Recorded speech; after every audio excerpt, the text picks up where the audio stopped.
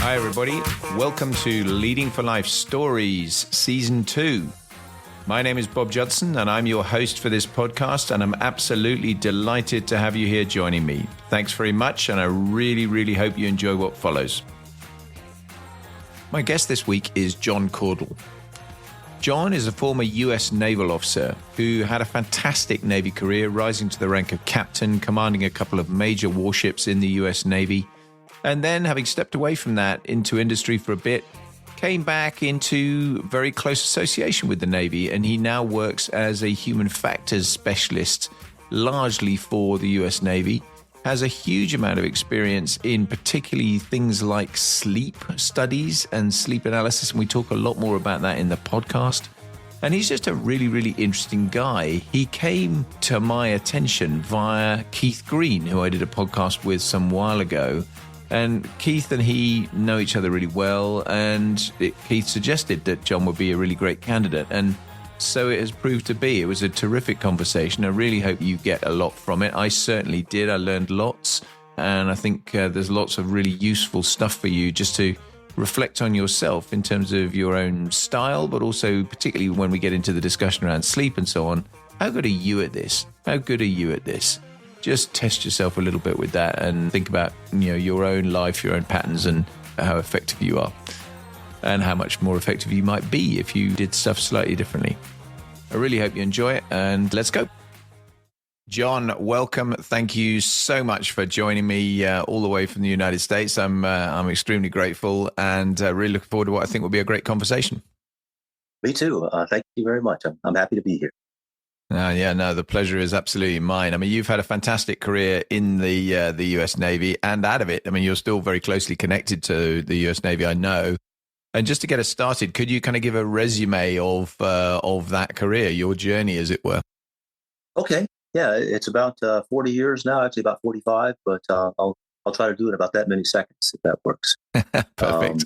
I grew up a military brat. My father was enlisted and then became an officer, lived all over the country, garden spots like Hawthorne, Nevada, and Long Beach, California, settled in Rome, Georgia, where he was from. And then he retired when I was 12. And then at 18, I joined the Navy. My dad basically said, son, you're 18 years old. You got a high school degree. You got good grades. I'm not paying for college, but you can live at home for $500 a month, eat dinner every night with the family, and be home by 10 on the weekends. And he said, or you can fill out this application to the Naval Academy. And so I had no idea where the Naval Academy was or what it was, but it was free and it wasn't in Georgia. So filled it out, got accepted, went into the surface nuclear program, and served on a variety of ships, from nuclear-powered cruisers to aircraft carriers to destroyers and Aegis cruisers, and then retired after 30 years at the rank of captain. I had two command tours. USS Oscar Austin was a Harley Burke-class destroyer, and San Jacinto was a Aegis cruiser as my major command tour. So got to do talk a little bit about later on about wartime deployments and leadership and under stress, and but just had a fantastic career, and came back to the Navy after a few years in industry when I retired. And I'll talk a little bit about how this billet came to be. But I'm a human factors engineer looking at stress, fatigue, and the quality of service for our sailors back as a Navy civilian. So you probably say it up front. Any opinions today are mine, but I don't want to represent the Navy or the DoD.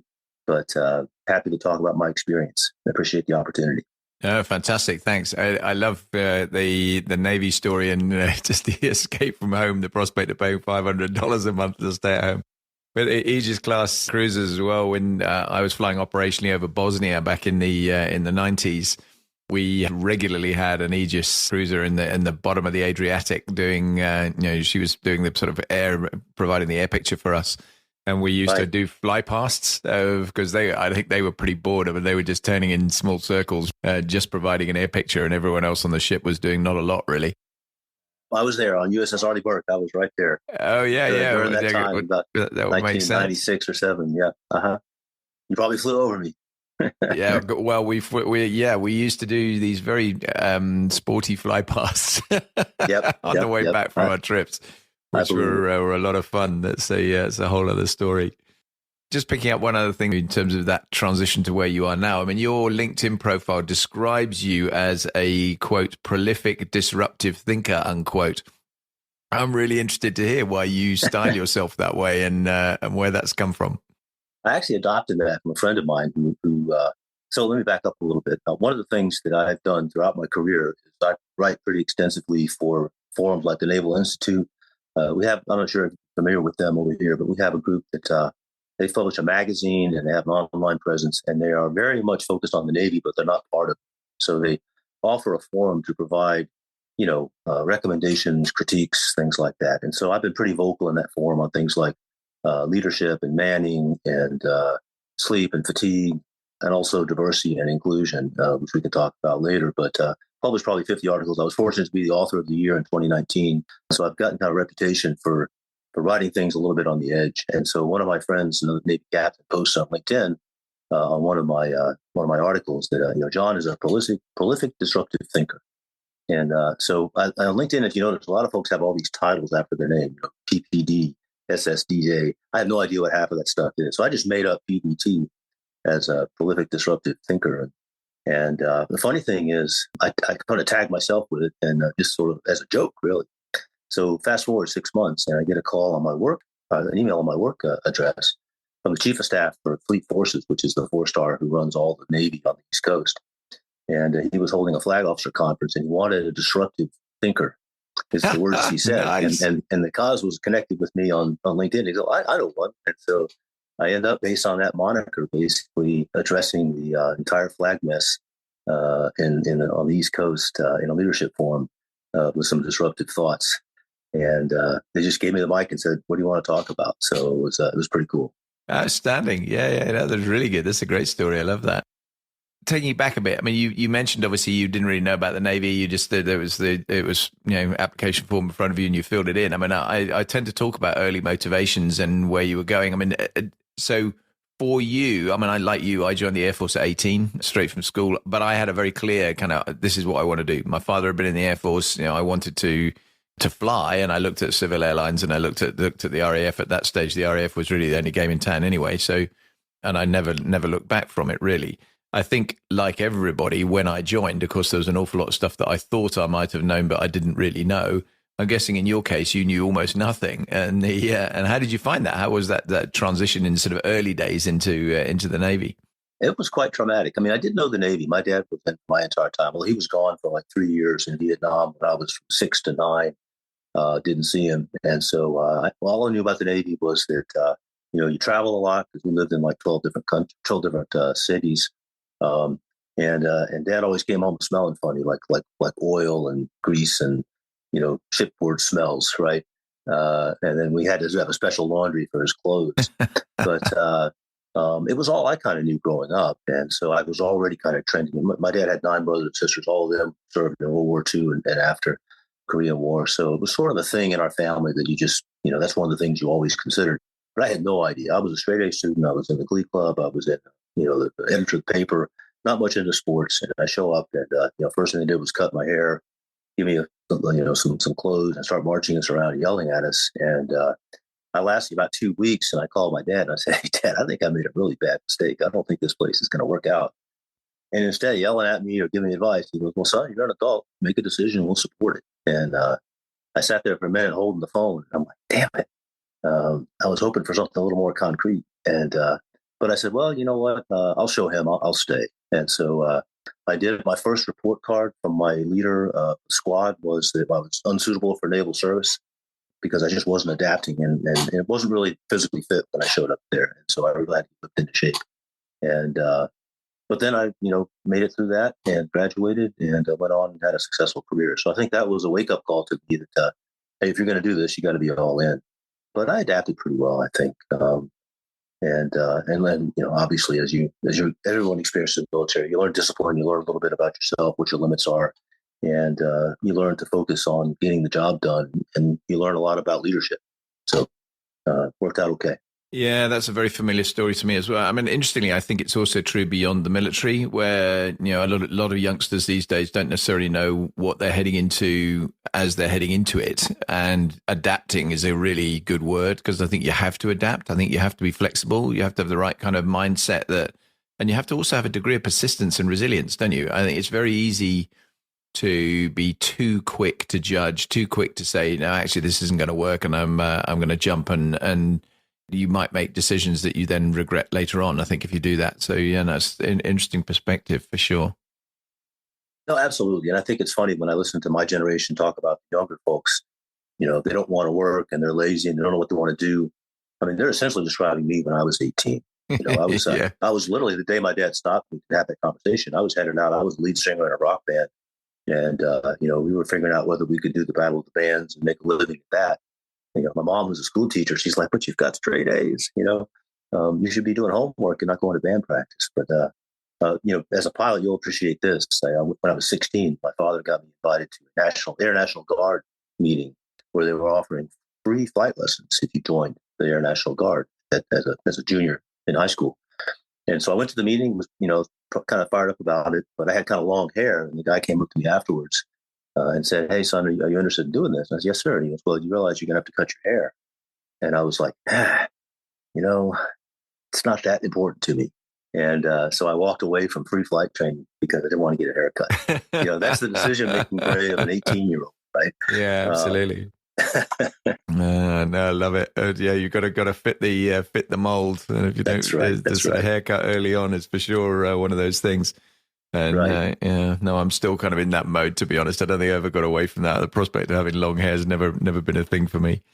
But I think it's interesting, that generational thing as well. I mean, I do a lot of training work these days with various different companies, and when I'm doing that, it's almost every time there's a conversation about intergenerational working, usually in the context of Gen Z. And they don't like this, they don't like that, they're lazy, they don't want to turn up to work, they want to work from home the entire time, they never want to come to the office, they're not team players, you name it.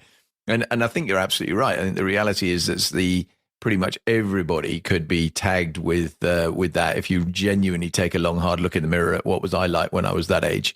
And I think they do have a different, to be fair to the kind of critics as well, but also to the Gen Zers. I think they have a very interesting slant on values and a different focus on what they're expecting from life and work-life balance to some extent, which is probably a lot healthier than a lot of people in my kind of vintage who I don't think really thought about some of those sorts of things. And I think they're certainly being quite challenging on companies that they want to work for about, what are you offering me and what sort of value set have you got in terms of the planet and those sorts of things, which I think is really interesting as a dynamic. No, that's true. And I think that's reflected in our recruiting, challenges over here, is that we've actually kind of turned the corner here a little bit. But, if you're trying to recruit people like me, that's not who the target audience is. They're 18-year-olds that, they have a job at Uber and then they work at the printing shop and then they do what they do a website or they whatever. And you have to reach out to them. So, I've watched the Navy kind of shift a little bit to realize that, we're not recruiting 60-year-olds, we're recruiting 18-year-olds. And so that's a different mindset when you go after to get people to join the military. Absolutely. Yeah, 100%. And I mean, interestingly, I saw it was shared with me by somebody else as a short video put together by I think he's the current captain actually of Dwight D. Eisenhower, who was talking about a lot about this. He said, this whole thing about not working with youngsters. Well, you got to work with youngsters. The system is made up of people from 18 to 50 plus. Right. And you need to actually find a way. If you're not good at that, you need to find a way of getting better at that. And I think that's an entirely appropriate comment, because these are the workforce of the future. I mean, whichever way you want to shake that up, that's inevitable. Absolutely. So yeah, it was an interesting piece actually. Just looking at you and your kind of leadership journey, I mean, having gone from that kind of, well, I don't really know what I'm getting into, and finding it a bit difficult to adapt, to then ending up as a captain in the US Navy, and then still closely connected, doing a lot of stuff with working with a lot of senior people now in the Navy. Leadership styles and your own kind of adaptation over time, unconscious or conscious. How do you think you've changed as you've grown sort of in seniority? And also, what kind of values are really important to you in the leadership sense? Oh, that's a great question. I'll be honest. I'd like to say that I had a plan for leadership development, but I think a lot of the plan was kind of laid out for me. Like your leadership style is very much shaped by the people that lead you when you're younger. My first two commanding officers, some of the folks in school, really set a tone. I think for me, the Navy also has a pretty good leadership continuum. When you go through each milestone, you have a group that gets together and you go to a schoolhouse and sort of talk about what is leadership. And a lot of people think they know the definition of it, and then when they talk to each other, they realize they have very different definitions. But I always felt like it was, the art of getting people to do what they need to do without them really realizing they're being led, right? And also any leader, I think we forget about this. Everybody in the Navy wants to be a leader, but there has to be some followers too.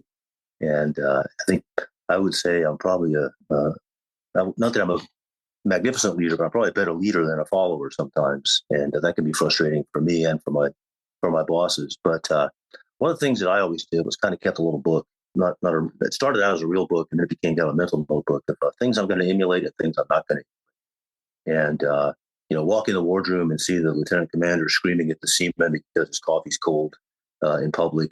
Not going to do that. Throwing things at people, calling people names, all behaviors I've seen in leaders that I said, I'm just not going to do that. On the good side, taking a moment to listen to somebody, talk to them, get to know them, and ask them what their frustrations are is a piece of it. So empathy, I think, is a huge, talk about values, understanding that not everybody's motivated by the same thing. And you have to get to know the folks that you're leading on a personal level to figure out what motivates them. By the same token, you can't adjust your leadership style to everybody beneath you. You have to kind of set the example for them. So that's the other thing that I saw leaders just drive themselves into the dirt, trying to do everything and not delegating anything. And I think you have to delegate, and trust is a big piece of it. So empathy, trust, I think, are two of the values that are very important. And then integrity, honesty. If I think you're lying to me, I'm not going to follow you. And if I think that you are in that position for your own, betterment, for your own, advancement, sort of at the detriment of my well-being, then I'm also probably not going to be that engaged. And so I've seen some fantastic leaders. I've had some that I didn't like their leadership style at first, and then realized why they were that way and what they were doing, sort of as part of a scheme or a plan. I was the executive officer for USS Cole. They were attacked in Yemen in the year 2000, as you recall, back in October. I do remember that. Kirk Lippold was my CO, and I left before the bombing. But when he first showed up, he had a very different leadership style than me. He was very, very by the book and rigid in his leadership style, very demanding. And I remember going up to him one day as the XO and saying, sir, I think these policies you're putting in place are impacting the quality of life of our sailors in a negative way. He goes, John, my job is to bring them back alive. That's quality of life, right? That's what I'm focused on. And so when we unfortunately, we lost some sailors in that attack, but one of them came back to me at the memorial service and said, when we were crossing the Atlantic, we were drilling like crazy, midnight, general quarters drills, damage control drills. We really were mad at the captain. He just never got any sleep, and we were always kind of working to push us to our limits. And we were angry about it. And then we got into the mission, and then we got attacked. And we probably saved the ship because of his leadership, right? So sometimes it takes you a while to recognize a good leader if they don't conform to what you have already put in place in your mind, if that makes sense. It certainly does. So many great points in there. I mean, very interested in your little mental book of what you like and what you don't like. I tend to talk about, I have two jars, exactly the same. I put stuff in the jars, and it's literally exactly the same sort of analogy. Because I think it's really important. I think you never stop learning. You never stop developing as a leader. And I passionately believe that. And I agree with you as well on, I've worked similarly for people who initially I really didn't like some of the things that were happening. And particularly in some of my more senior roles, where I found that I was pushing to do something a certain way. And, and I was running a base at one point where I was pushing my senior boss, who was a 2-star, to do something, and he was adamant, no, this is the way it's going to be. And I was really frustrated about it at the time. But actually, with 2020 hindsight, I don't say what I was proposing wouldn't have worked, but I think I completely understand where he was coming from, and so I have a lot more sympathy for why he was saying that in the first place. And again, the followers point, great point. I mean, I think you've got to create a way that you're inspiring people to follow you and they believe in you and trusting them, but also being trusted by them. I think are two really, really important elements of that. So no, that's a fabulous answer. I tend also I try and talk to my guests about role models and influencers and people that have shaped you and your thinking, and who might they be for you and kind of why? Yeah, great one. Well, obviously, I already talked to my dad. Usually when I come back, he passed away when I was 67. So I'd been in the Navy for about 10 years, and he did get to ride one of my ships one time. We called it a Tiger Cruise family. So he was just unflappable, and he told me the story one time in Vietnam where one of the sailors came in and pulled a 45 on him and said he was going to kill him, and pulled the trigger and the gun jammed. And I said, "What'd you do, Dad?" And he goes, "Well, I got up and I locked the door and I kicked the snot out of him." And I'm like, "Wow." Because he was an ordnance guy. He worked with weapons all of his life, and I always asked him, what would my dad do, right, in any situation? So that's number one. He was a big fan of biographies, and so I grew up with books on Lincoln and President Truman, and served on ships, named for the George H.W. Bush and President Truman. So those were always kind of role models. There's a great book called Lincoln on Leadership. If you haven't read it, it's got some great, small, short book, but it's sort of how did he, lead an army and pull a nation together. My personal life, my two choir teachers, Mrs. Stewart in high school and Dr. Talley at the Naval Academy, really sort of pulled out the fact there's more to life than just books and the Navy, and sort of instilled a love of music and sort of a challenge to foster talent outside of the workplace, right? And my mom was a school teacher, obviously a good role model, and had some really great aunts, uncles, and family was very tight back in Georgia. And in the Navy, again, I've talked about my commanding officers, Captain Lippold, Captain Barry Burroughs, who just passed away, and Rick Williams, my first two. So I've had quite a few that I could sort of on the right side of the book, right, on emulating their leadership style. Terrific answer again. That's really, really interesting. I particularly like the point about building a life outside work as well, because I think that is, again, a really important thing for people to consider. And I'm not sure they necessarily always do. I think we'll come on and talk. I know it's a topic we're going to talk a lot more about in a minute, given your current area of kind of expertise and interest. But that whole genuinely delivering on the kind of have a life, work-life balance bit, I tend to talk a lot to people on some of the training I do about making sure that you try and keep, obviously, as best you can, your work life and your personal life in balance. And I know some people don't like the term; they just kind of view it as it's a continuum. But one of the points I tend to make is, look, if one of them's going wrong, the work one can pull the personal one back, or vice versa. But if you've got any sort of significant issues that are running, and everyone's going to have that from time to time. The problem is when both things go wrong. And of course, the problem is if you've also got not enough things outside work, so you've only got work. And so if work goes wrong, then you're in a really, really, really difficult place. So no, I think that's a really, really valuable point that, lots of people would do better to think about how much am I doing? And as a leader, how much am I enabling, providing for my people to be able to do more things that are actually good for them in the long run, personal to them, potentially also socially collegiate for everyone that you've actually got in your own leadership group, etc. So no, it's super points. No, that's also, like you said, it's kind of a team building thing too. I mean, if you recognize what people have for skills or interests outside of the military, you can build things to do that they may not see it as work related, but if you do a picnic or you go camping or hiking or axe throwing or whatever it is, whatever activity it is, those bonds then carry over into the workplace. So I think that's an important piece too, is kind of tying that work-life balance, but sometimes it can be a little bit of both, Yeah, and I think it's one of the challenges that exists right now in the corporate world as much as anything, with the sort of hybrid working that we're now all inhabiting. because obviously if you don't get together very much, it's all very well doing stuff where you're talking down a camera at somebody at the other end, but you don't actually know them very well. You don't, unless you've spent time with them and had a kind of a bit of a social relationship as well as a professional relationship. It is quite hard to build that team. It's not impossible, but it is quite hard. And I think that's definitely one of the challenges that exists, for the long term going forwards, actually. No, it was kind of funny. I started this job during COVID, and obviously was on, Microsoft Teams meeting pretty much all the time. And it was like sometimes a year or 2 years later before I met the people in person. And it was funny how you form kind of a mental image of what they look like, and it's never even close, right? It's height of people is always the thing that people talk about. You have no idea because you're sitting looking at the top half of someone on a screen, and you've got no idea they know what size they actually are. That's right. That's right. And I think some people found that really, really interesting and kind of challenging as well. But a massively important area of what we do. I mean, if I look back on I suppose one of the most vivid memories of that for me is I did a thing called the Higher Commander Staff Course over here, which is one of our top level staff courses that basically it's a joint course. So it's all three services plus some civil servants from, our security agencies and things.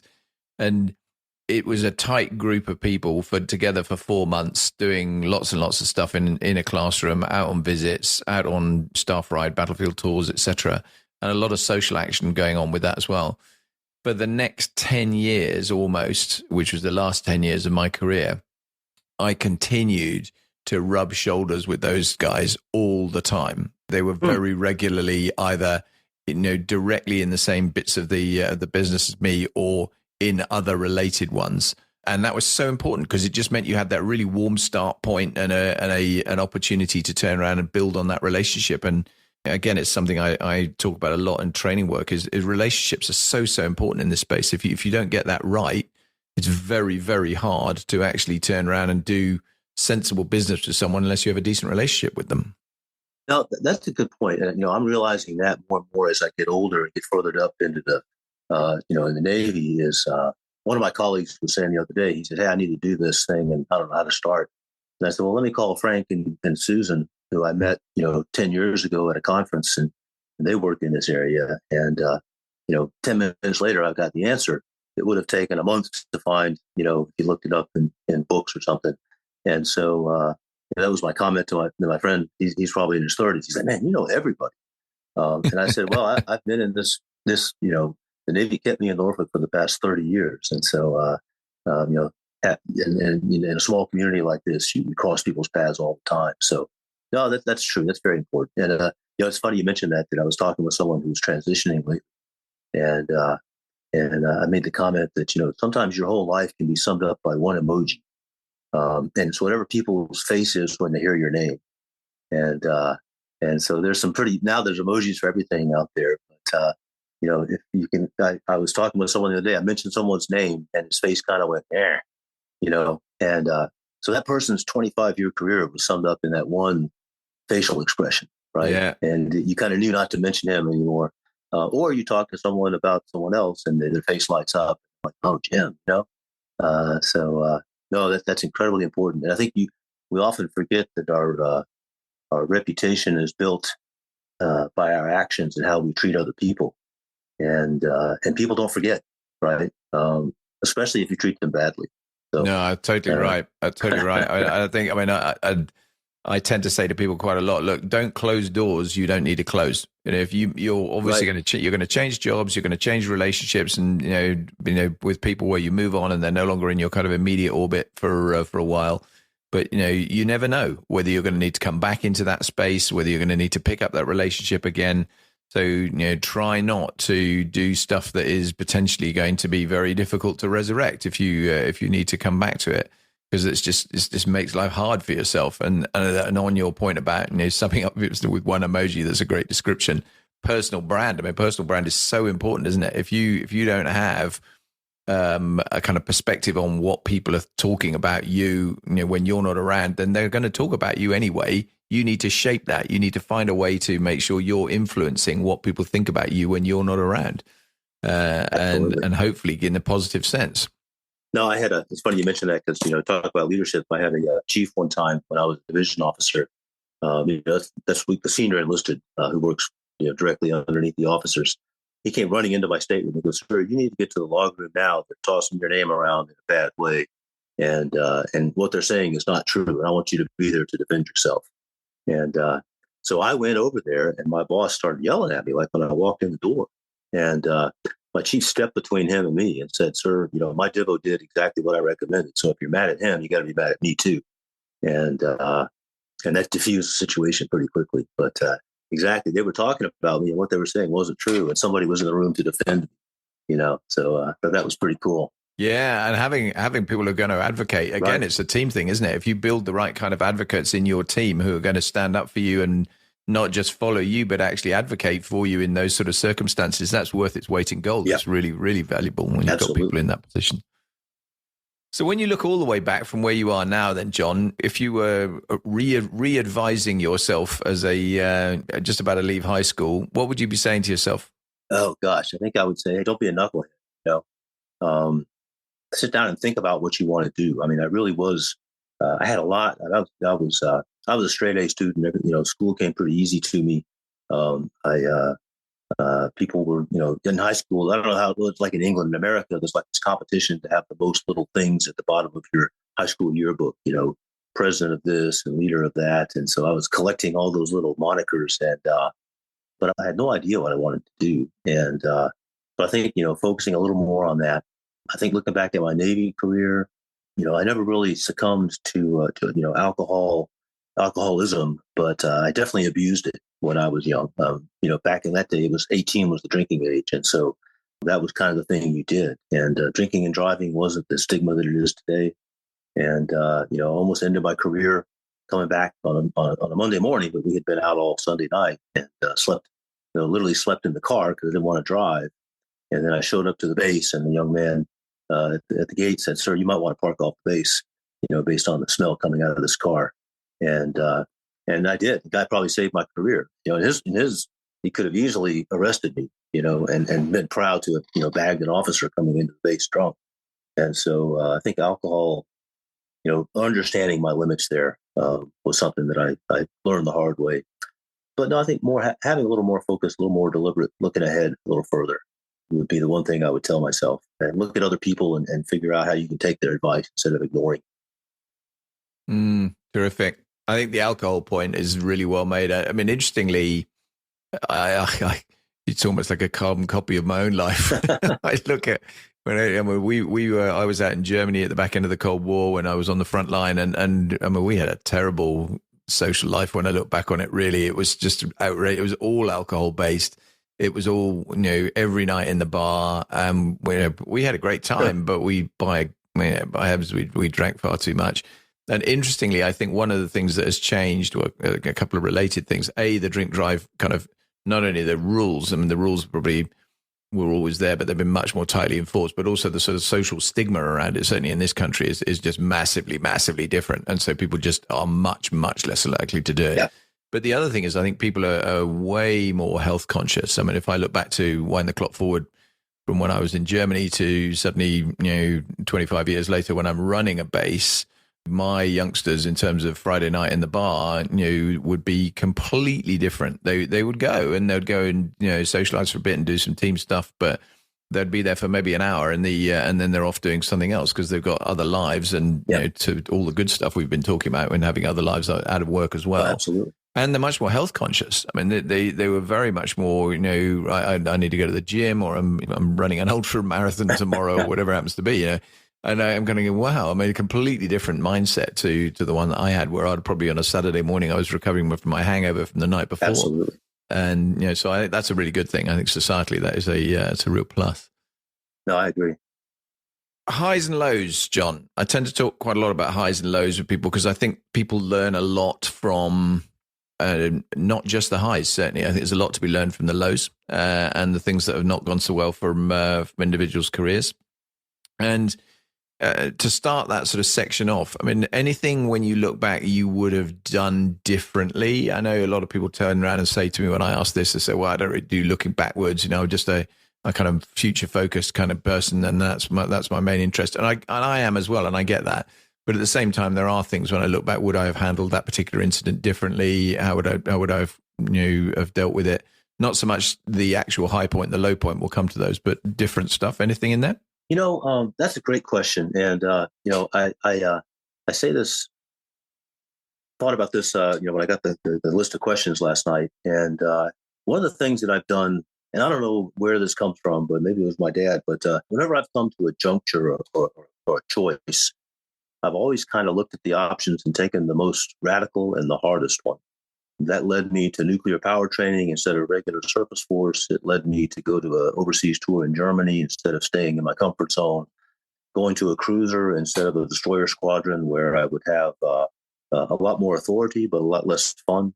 And so things like that, I think in retrospect, I'm glad I did that. But it was interesting when I was getting ready to retire, having had 2 command tours at sea, which, you're gone for months at a time. And it's just stressful. As my wife said, Seaman Johnny can do something stupid and you're fired, right? Because you didn't stop him from, driving a motorcycle too fast or committing a crime or opening the wrong valve or something like that. And so when I was getting ready to retire, we got to talk about our plans. And my wife said something to me that really kind of knocked me flat. She says, you never asked me if it was okay to go back to sea for another one of those command tours. Because if you had, I would have said no. And I'm like, wow, we had that discussion. She said, no, you had a discussion. And I knew that was what you were focused on. Right. And I sort of just acquiesced, but it was very hard on me.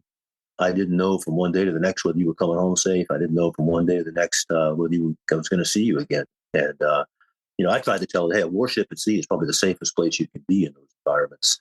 But that doesn't resonate when she's back home and you're gone. So that was a wake-up call for me about the things that I had been focused on during my career. And it kind of led to some choices down the road, a little more family-friendly than maybe could have been the case.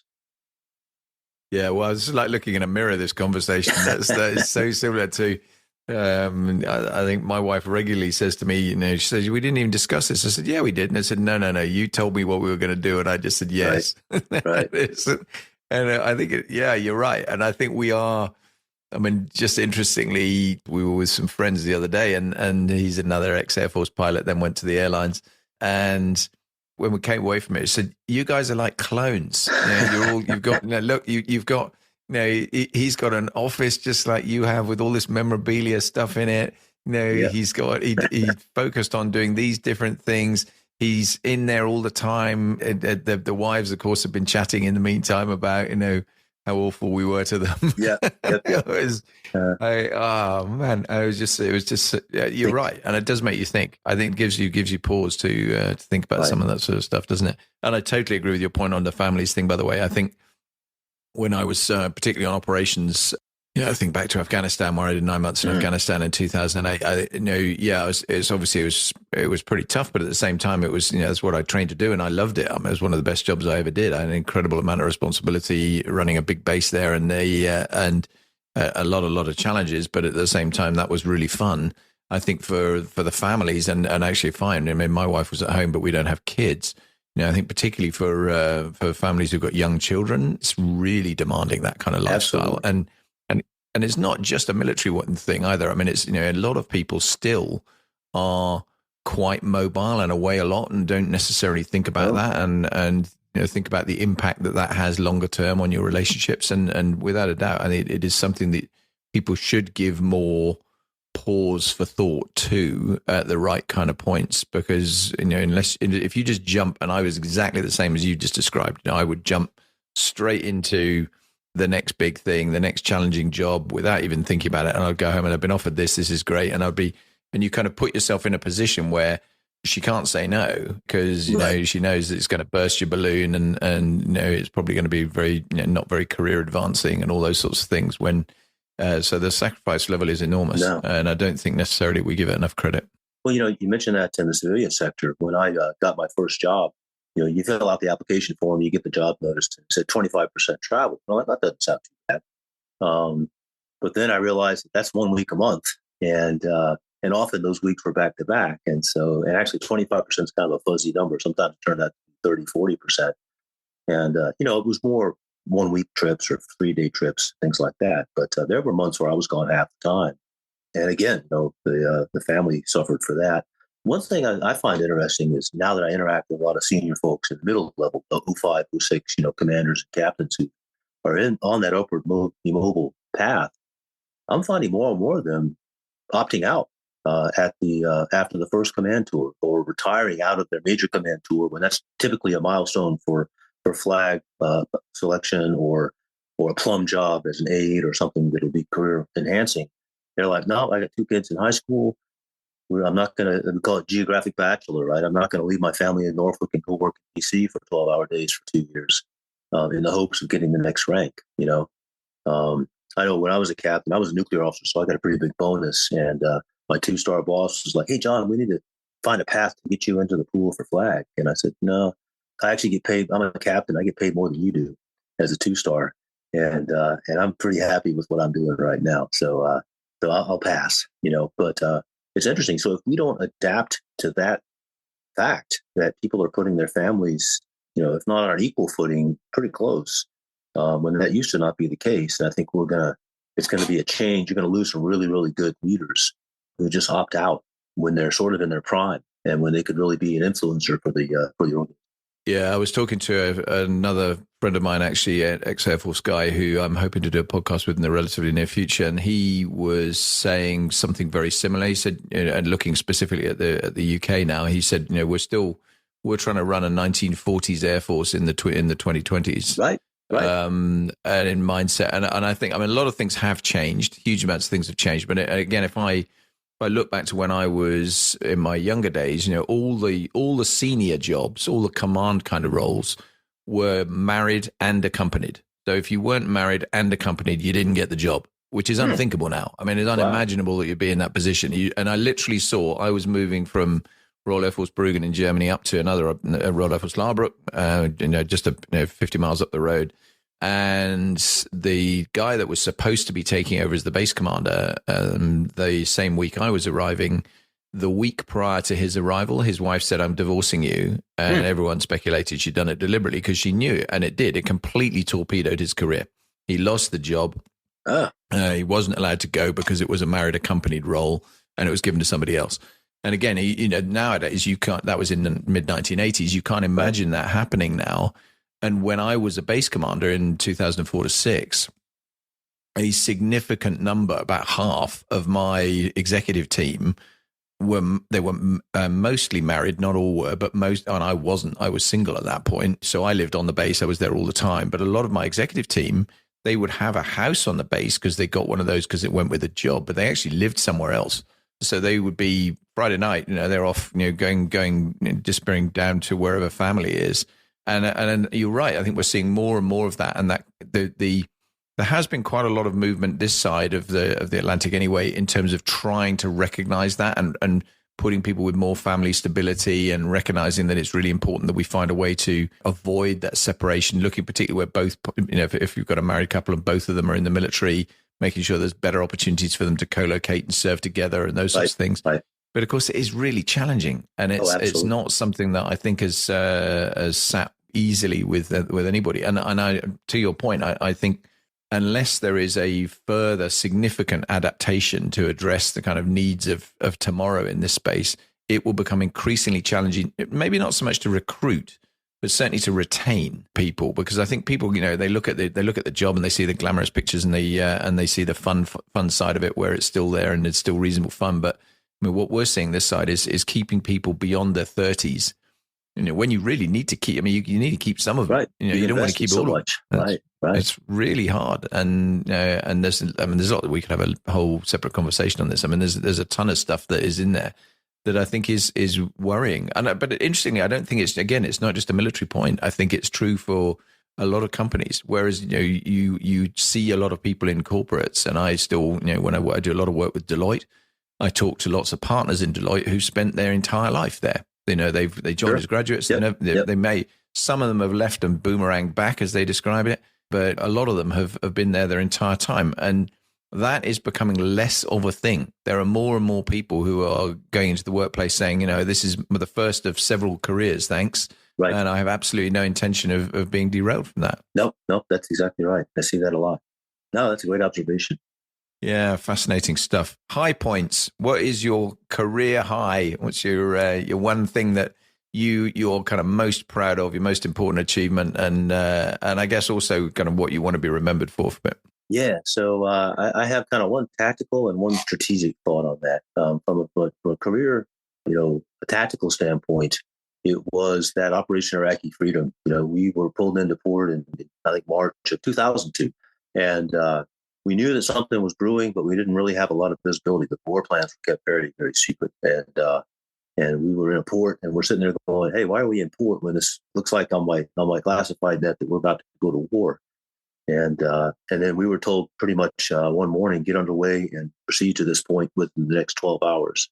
And that evening, there were ships on the horizon as far as you could see, and Tomahawks were launching. We launched about 15 of them and headed towards Baghdad. And I still remember Christine Amanpour from CNN was on, and we had a little TV down in combat, and she was broadcasting from Baghdad. And the title is, Shock and Awe. Is it real, or something like that? Because we've been talking about that for a while, but nothing was happening. Like, oh, another quiet night in Baghdad. Nothing going on here. And then I look up on the screen, and there's like 1,000 Tomahawks going up the river towards Baghdad, and then you could see the explosions in the back of the broadcast. And so that was the beginning of that. And then what made that really high point, fast forward 10 years, I'm in a class like you discussed, a leadership class with a Marine, and we got to talking and realized we'd been in the same place, but he was on the shore there.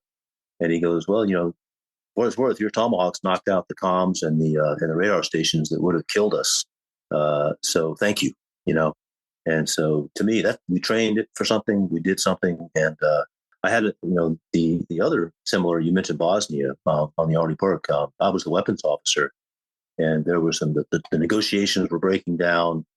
We had been directed to launch Tomahawks, and we had them all spun up. We were ready to go, and the time came and passed, and we never got the order to launch. And we were so deflated, right? The whole crew was ready to go, and my captain came down and said, "Hey, wait a minute, we didn't kill people today.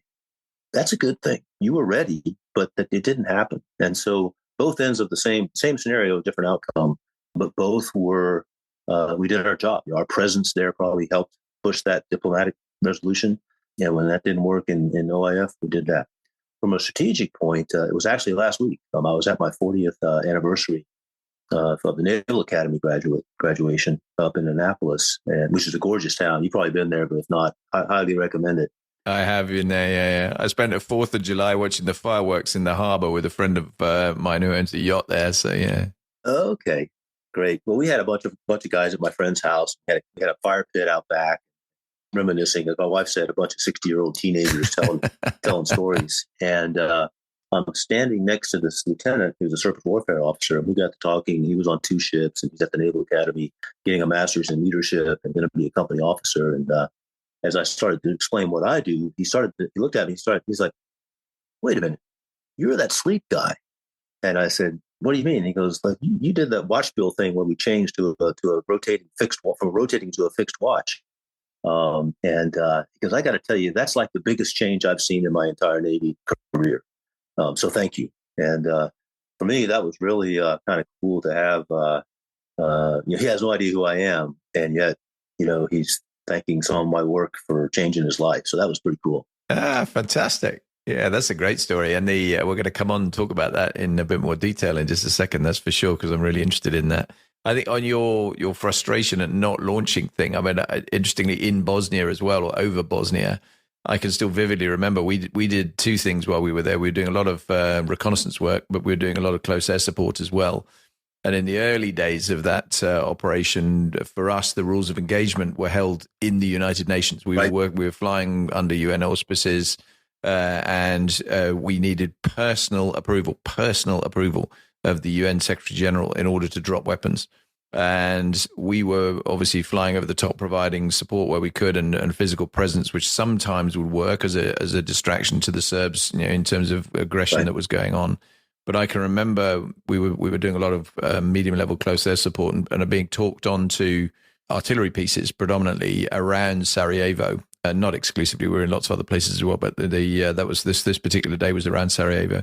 and I was in the dive on a dry attack, but with a fully armed airplane, so fully capable of dropping weapons on this, onto an artillery piece that we'd managed to identified. We'd sorted it all out. Now we're doing an attack on it, and the thing fired and it was firing live ammo into Sarajevo, and I was powerless to do anything about it because there was no way that it was the whole flash to bang, pardon the pun, for the operation to get the rules of engagement approval, right? Back in New York was just way too long, and and it was just incredibly frustrating for all of us. We knew we could make more of a difference. They were literally shelling the city. I went to the city at one point, was walking around on the ground there, and it was horrendous. Where you've got the civilian population under immense threat. And that was really annoying. That was one of my kind of low points, which takes me to low points for you. There, you've got some great high points in there, but sadly there must be a low point in there too. There is, and it's funny. It kind of relates to the sleep discussion. So this is kind of an embarrassing story, but I'll tell it. I was a student at the nuclear power prototype up in Connecticut. So it was basically a submarine in the woods. They took a decommissioned submarine and they kept the plant active, and they would train on it. So you're standing a 12-hour shift, 7 days a week. And then you rotate from days to swings to mid. So days was like 7 a.m. to 7 p.m. Swing shift was noon to midnight, and mid shift was 7 p.m. to 7 a.m. And you had a couple of days off, but you never quite, adjusted. And it was a 6-month training pipeline in that condition. And so you're just tired all the time. And so on the mid shift, about the second day, you sort of became a zombie, right? And so we would try to sneak off and catch a nap someplace about, midnight, 1 in the morning to be ready for the second watch. It was from 4 a.m. to 8 a.m. And I remember they didn't have a building there with bathrooms. They had one of those trailers with a latrine in it kind of thing. And so I snuck in there about 2 o'clock in the morning and sat on the toilet and went to sleep. And I had set my watch for 3:30 to make sure that I didn't miss my next obligation, and overslept through that. And so I wake up. I have 15 minutes to be on watch, which I was already late. And I tried to stand up, and my legs had completely no blood for an hour and a half. So my legs were just gone. So now I'm laying on the floor of this latrine, which wasn't clean, right? And my first thought was, man, it's kind of warm and cozy here. Maybe I'll just catch another nap. And then I'm like, what the hell? This is how embarrassing is this? Here I am, a Navy lieutenant, laying half naked on the floor. What have I done to myself? And so I kind of put myself together, cleaned off, and managed to get some blood back in my legs and go back to work. But I could have gotten a lot of trouble for that first, but that was just embarrassing. What have I sunk to? Right. So that was kind of my low point, laying there on unable to move on the bottom of a toilet. It's a mental image. I've got now. I apologize to the listeners for that mental picture, but hey, that's life, right? I know. I think I feel for you, and actually, interestingly, because I was just about to come into this whole area of what you do with human factors. Is that kind of thing presumably has been an influencing factor in what you now do? Because I know you do a lot of work on human factors. You've already alluded to it with what you do on sleep and changing working patterns and those sorts of things. But I think broadening the topic out a little bit. We all live incredibly busy lives. We often struggle to get the work-life balance bit right, and getting away from work and genuinely having a kind of sensible balance in there. But I'd be really interested in what you have learned, where this has taken you as sort of the work you've been doing, and top tips, frankly, on how to manage it better and de-stress, relax, all those sorts of things. Sure.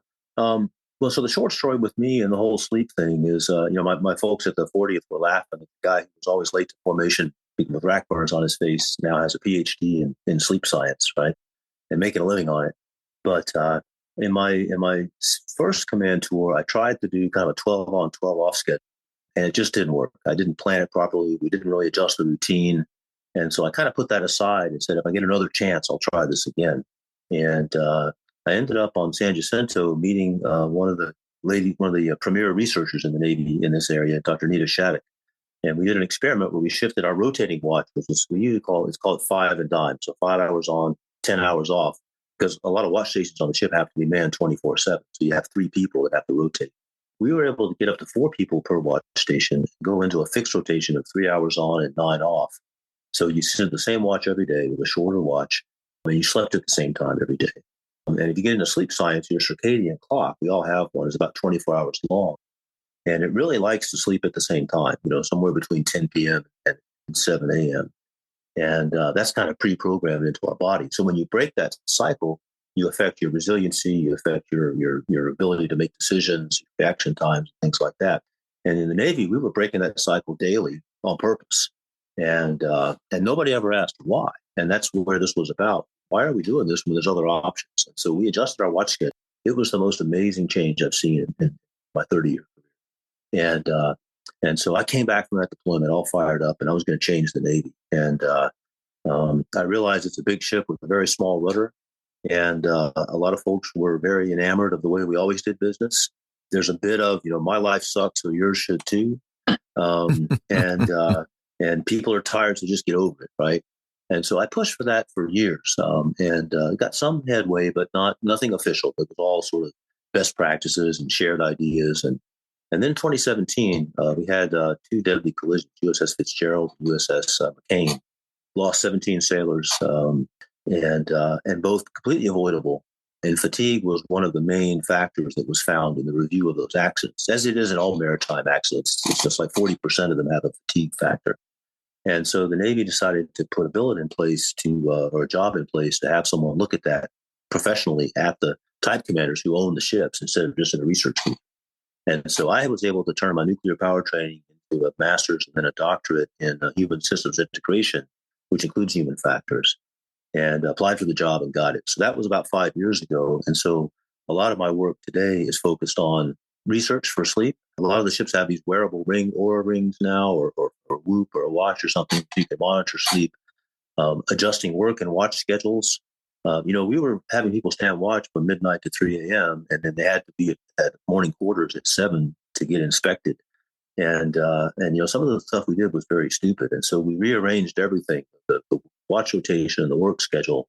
And now there are Navy policies to do things like that. And so that's pretty much my day to day.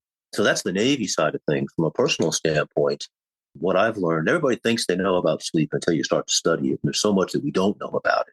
But it is necessary for your body to recover both physically and mentally from the work of the day. When you do a workout, if you sleep after it, you get better results from the workout with your muscles and bones.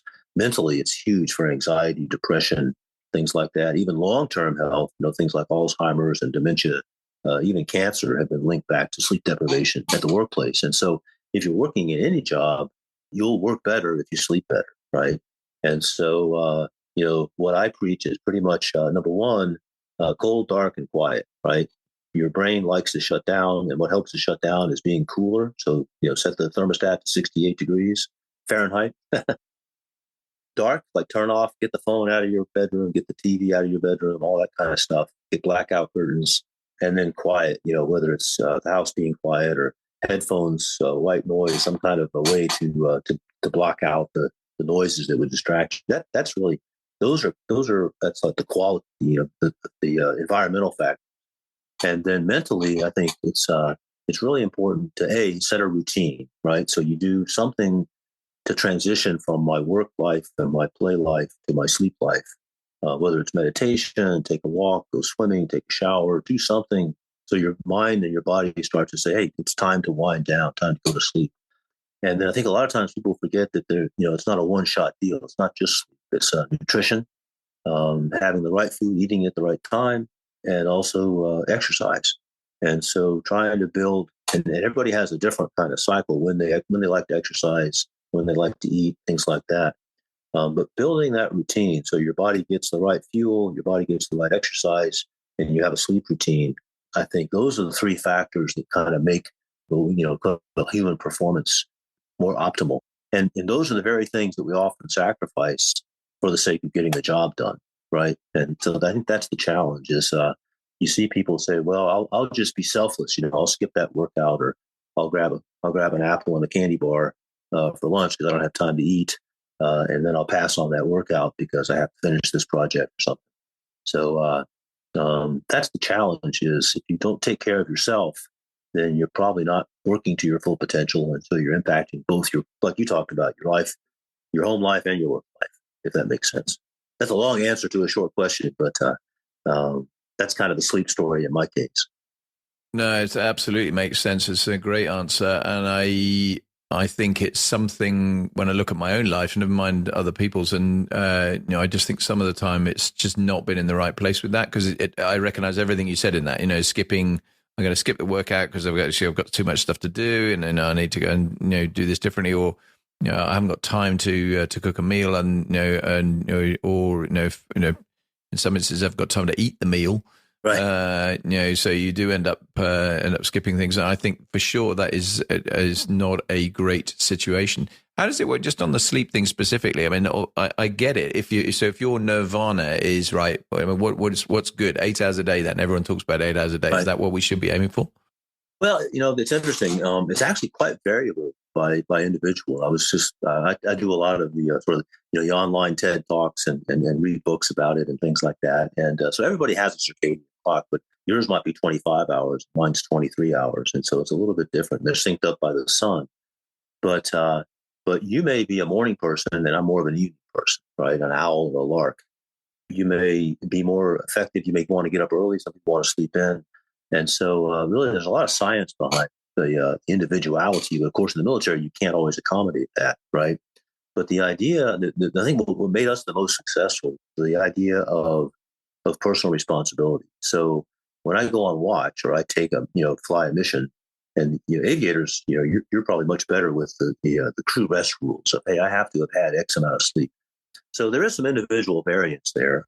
I mean, but most humans need between 7 and 8 hours of sleep time, which means you got to give them more than that to transition from their work to sleep. So on a ship, we have a policy.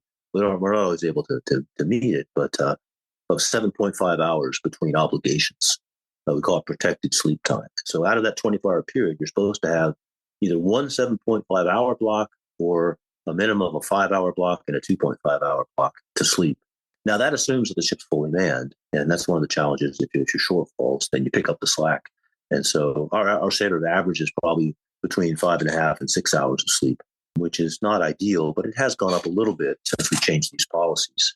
But that's kind of the, it's not cookie cutter, but there are norms. And typically, between 6 and 8 hours is kind of what people need, whether they realize it or not. So, I mean, you have, I've had a lot of my peers, well, I've been up for 48 hours and I was fine. And I'm like, well, like drinking alcohol, first casualty of sleep deprivation is your judgment, right? Yeah. It used to be that was a badge of honor. I think we're trying to get away from that. But, culture change takes time. One of my friends always said, a generation in the Navy is about 10 years. That's when, today's junior officers become more senior and they're in a leadership position. So they can incorporate the stuff they learned 7 or 8 years ago. And we're kind of 7 years into that journey after those collisions to change the culture. So I always say we're 7 years into a 10-year culture change in that respect. Yeah, such an interesting area, and I think I can understand why you're fascinated by it. But I think the whole owls larks thing. I mean, interestingly, I'm married to an owl, and I am definitely more of a lark, which is always a challenge. And sure. But I think sleep deprivation, cumulative sleep deprivation. One of the things I've realized over time is, particularly in busy jobs, because you do end up sacrificing it a bit, and you end up. And I definitely know myself that I benefit from having more sleep more regularly, and I try and do that. But obviously, some of the time, you're getting out 6 hours a night or whatever for a protracted period of time, or even worse. And one of the things maybe also to dive into here is shifts. So if you're not, your sleep time is everyone else's daytime, and circadian patterns and sun and all that sort of thing makes that clearly difficult. Right. But I tend to say to people as well, you need to know yourself here in terms of how tired you are. Because just occasionally you need to turn around and get past that kind of acute fatigue bit and you're in the chronic fatigue mode. Right. You need to address that. You can't just carry on. You're going to burn out completely, and then it's going to take you months to recover potentially. Right. So you actually need to have either somebody who's going to tell you, or you need to know yourself when it's time for you to actually genuinely go and properly decompress. I had a moment years ago now, but when I was a squadron commander, And I had stuff going on in my personal life. I was in the process of getting divorced from my first wife. I was running a squadron with all that involved, and so it was a pretty busy time. And I got to the point, probably been there 2 or 3 months or something, I suppose. And I just knew, because I am quite good at knowing myself in this, I knew I need to go and take some time off here. I'm going to fall off the perch. And it's the only time I've ever done it. I went into a travel agent. I said, right, I need to go next week. It's got to be warm and sunny, and it's got to have a swimming pool, and it's got to be a decent standard of accommodation. Right. And I ended up going to Mallorca to 4-star accommodation, unnamed 4-star accommodation. What could possibly go wrong? But I got there and it was fine, and it was a nice enough hotel, and it did have a pool, and the weather was sunny. And I pretty much spent the week asleep. I was there for a week. It was literally get up in the morning, go and have some breakfast, go and wander about, go and lie by the pool, read a book for half a chapter, fall asleep, wake up, turn over, rebase the other side kind of thing. And that's another whole thing that's changed, isn't it? Is sitting in the sunshine. But it was, and it made a difference. It really made a difference. I mean, I came back completely different approach. But I'd be really interested in your perspectives on that, from an advice really to people on how far you can push that, because there's clearly, lots of people think, I can make do, and people with young kids obviously have to face this challenge all the time, and and in work environments. No, I think, like you said, getting to understand, the wearables are a big advancement now, whether it's a ring or a watch. It was funny. I was talking with the commanding officers. We hand them out to our prospective commanding officers in the training pipeline. So they have a ring that tells them, goes to their phone and tells them how much sleep they had, count, the calories for the day, all that kind of exercise. And so this gentleman was up actually pretty much most of the night shooting down Houthi missiles. And so the captain was on the bridge from, 11 p.m. to 4 a.m. And they, shot down some, defended the aircraft carrier and the ship, and, pretty exciting times. He goes to bed. He wakes up about 6:30 and he pulls up his phone, and the phone says, "Did you have a stressful day last night?" And he's like, "Hell yeah." But then it told him what to do to recover, right? It said, "Hey, you need to take some time today. Don't work out, do this." And I think sometimes having, the technology is there. If you pay attention to it, it does require some, grain of salt to understand.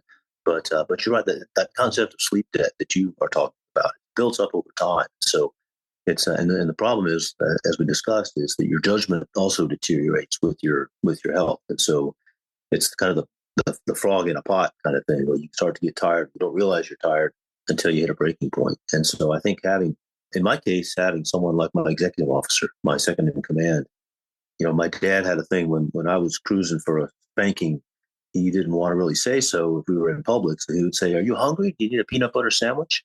And that was code for, "You better watch yourself, son."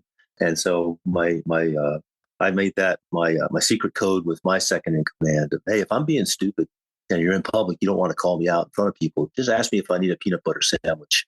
And that's great. It worked out. Actually, he actually used it in one situation where we were, late at night making decisions, and I was just falling asleep on my feet. And he offered me a peanut butter sandwich, and what he really meant was, "Hey, Captain, go take a nap. I got this." And so having somebody to have your back, I think, is also, whether it's a coworker or a spouse or a friend or whatever, and talk about it, right? And because our sleep patterns are also influenced by those we live with, right? Dogs, my dog wakes me up at 6 a.m. no matter what. So if I want 8 hours of sleep, I got to go to bed at 10 o'clock. That's the thing, So each person has to kind of decide for themselves. But then back to that personal responsibility, is you owe it to the folks that you work with and you live with to be self-aware and to take care of yourself, right? Because if you don't, when it really becomes critical, you might make a bad decision, So that's the way I look at that. Yeah, that's great advice. I think that really is great advice. I mean, particularly having someone who's going to ask you about the peanut butter sandwich. I love that. That's a terrific idea.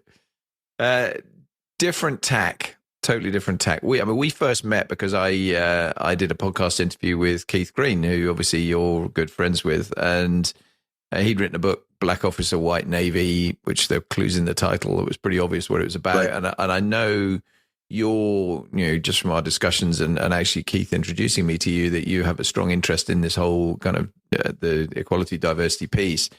I'm just really interested in your perspectives on it generally, not least about how far it's come, how much further there is to go, and the kind of issues from your side of the Atlantic, really.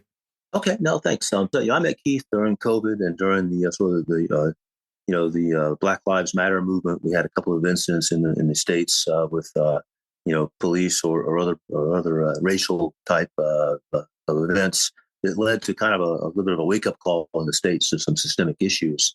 And I met Keith through LinkedIn. He put a post on there that kind of made people think, and some people don't like that, and so they started calling him names and race baiter and things like that. And I responded and said, "Hey, that's inappropriate for this context, and I'm going to block you."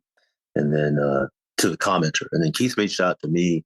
I read his book. We talked, and there were several things in there that I realized that we talk about being colorblind sometimes in the military, and I realized that there's a time and a place for that, but there's also a time and a place to be cognizant of the differences. And growing up in an all white family, neighborhood, Rome, Georgia was kind of half and half, black and white, but the white population lived on one side of the tracks and the black population on the other side. And I drove through there to get to my private high school, but it never really occurred to me that my life was so much different at the time, especially in the 80s, right? When Keith was in the Navy with his book. And I had never, certainly celebrated diversity in my Navy time, tried to treat everybody the same, male, female, black, white, Hispanic, whatever. But I never really got to that next level of understanding. And it was when I talked to Keith about his experiences that I realized that I had been guilty of either sort of glossing over or not paying attention to, some of the examples that he has led to, articles and some other things. Almost, another whole podcast is something like facial hair, right? In the American Navy, you're clean shaven unless you have this medical condition. But then you have to get waivers and medical treatments and all this kind of stuff. And it can be both mentally and physically painful for people that have that condition. And most of them are black men. I learned, as I dug into this, that 40% of the black population has this condition, and that about 80% of those that have it are black. And so when you set a policy on facial hair, it has a racial aspect to it. And so they've actually studied that and found negative career impacts to those that have facial hair, of which most of them are black. And so that was something that I learned. One of my friends, who was a lieutenant commander, was talking about driving his daughter up to school in Richmond, Virginia, getting pulled over, driving a big BMW, Navy '05, and by the police. And he said I was driving his daughter to school, his son, actually, excuse me, because he didn't want his son driving through downtown by himself for the first time in Richmond, Virginia, because he was afraid he might get pulled over by the police. And I said, really? Is that a thing? I mean, I've never been pulled over by the police. And he goes, I've been pulled over 31 times in my life. Oh, wow. And, that's just not a thing that I had to think about. So I think what I learned was that from Keith and now others that I talk to is you really don't know until you sit down and ask and kind of walk a mile in their shoes and understand what folks experience if they don't look like the norm. Our officer corps in the Navy is like 8% black compared to 15-20% in the population. And so you're just not exposed to that, right?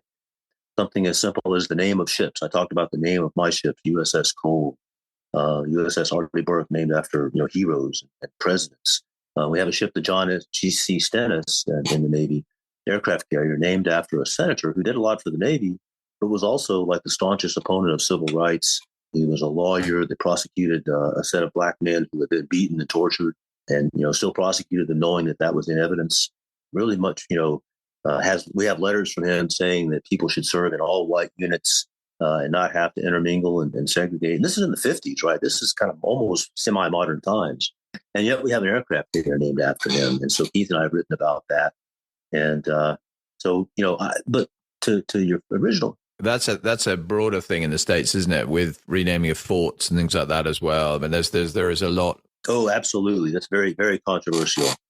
But I think in a broader sense, you did ask, I would say things are a lot better in general. I think most folks agree. I was talking with a young man at a car sales. I was buying a car. He was a salesman, had been in the Navy. And I asked him, what was the biggest thing between the Navy and private sector? And he said, racism. And I said, really? Was it that bad in the Navy? No. He said, it's much worse out here. In the Navy, I was pretty much respected for what I did and what I was able to do. And nobody seemed to care all that much. Out here, there's no way you would have been my customer if my boss had seen you come in, because he's white and he would have come and talked to you. So interesting. That was an interesting perspective for me. I mean, just an anecdote, but wow, that's kind of here and now. That's astonishing, isn't it? And you would not expect that. Right. As you say, I think a lot of this is kind of color blindness from our side as kind of white men, particularly, obviously, I suspect. But, it does make you think. It really does make. That's why I love some of these conversations, because it really does, gives you pause for thought to reflect a little bit about, am I doing enough here? Well, that's what I did a podcast with a very sort of very activist type, person who's done a lot of work with it in this area, and she said, it's like a coin. If you have a quarter in your pocket, you almost always look at one side. You can't see both sides at the same time. And if you grow up looking at one side, you never look at the other side, right?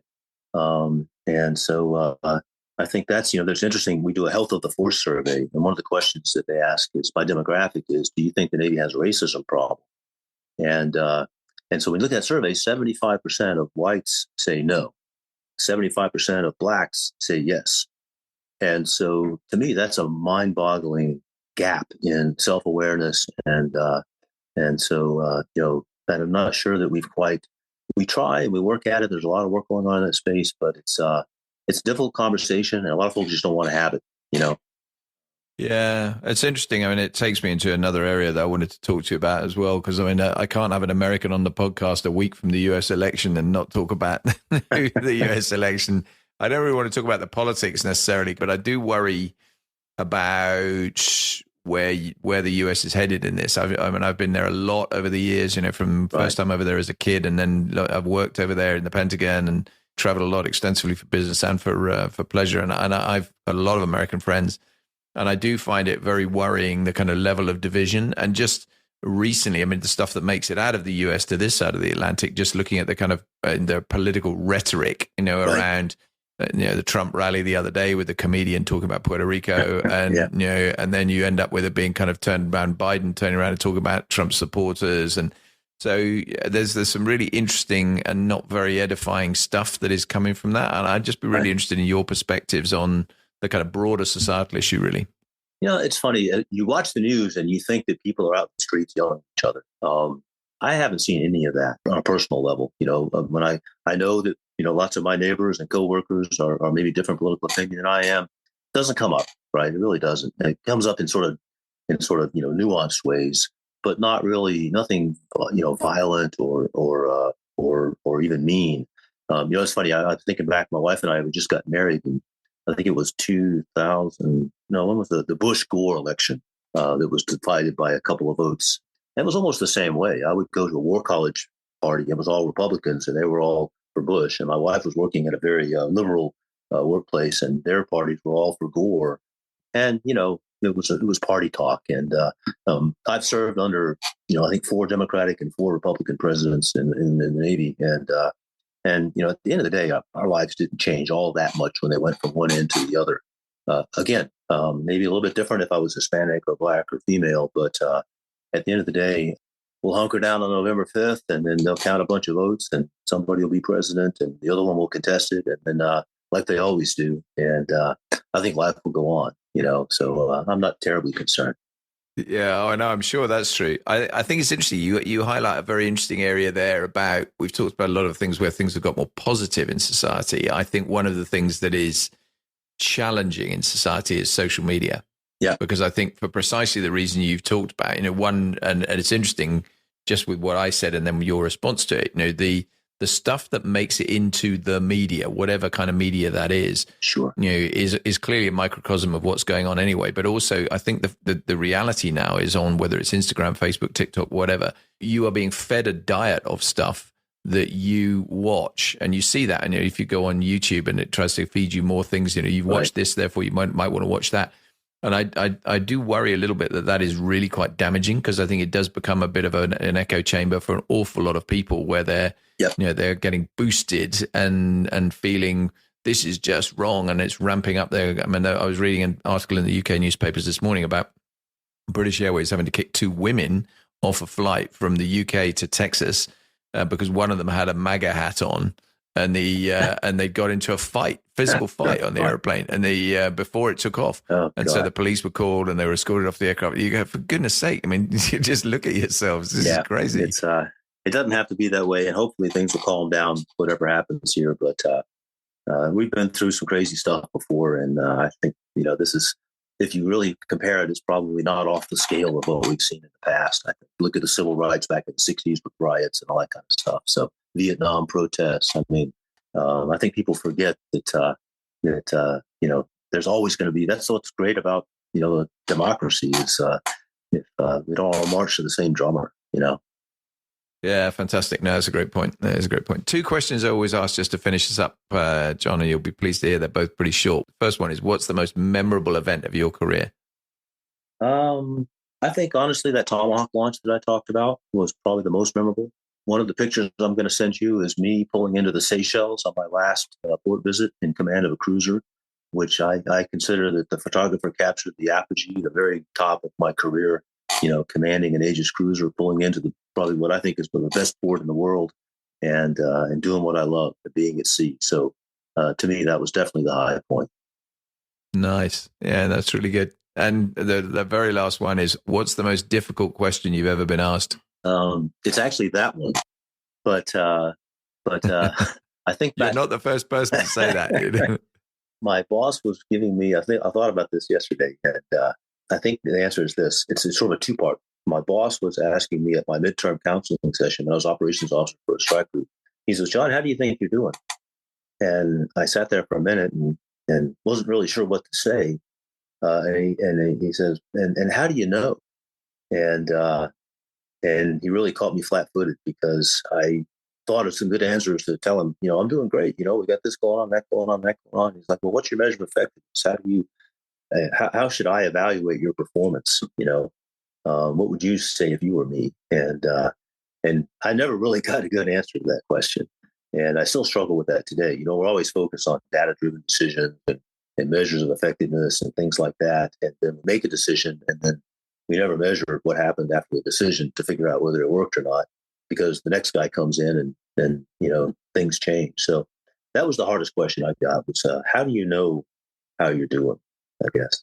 Yeah, fantastic. What a great way to finish. Thank you so much for your time. We've covered a raft of different issues in a relatively short space of time, and I'm immensely grateful to you. As I think you said, we could probably have a whole podcast on various different things we discussed there, and may get you back for a rematch. But that was really, really great, John. Thank you very much. Well, thank you, and I appreciate the opportunity. I think the opportunity to work with the sailors and to work with the folks that I work with is really the reward. And I think that's what makes a fun workplace, is the people that you work with. And thanks for joining that group. I appreciate it. Not at all. Thank you very much indeed. Okay. All the very best.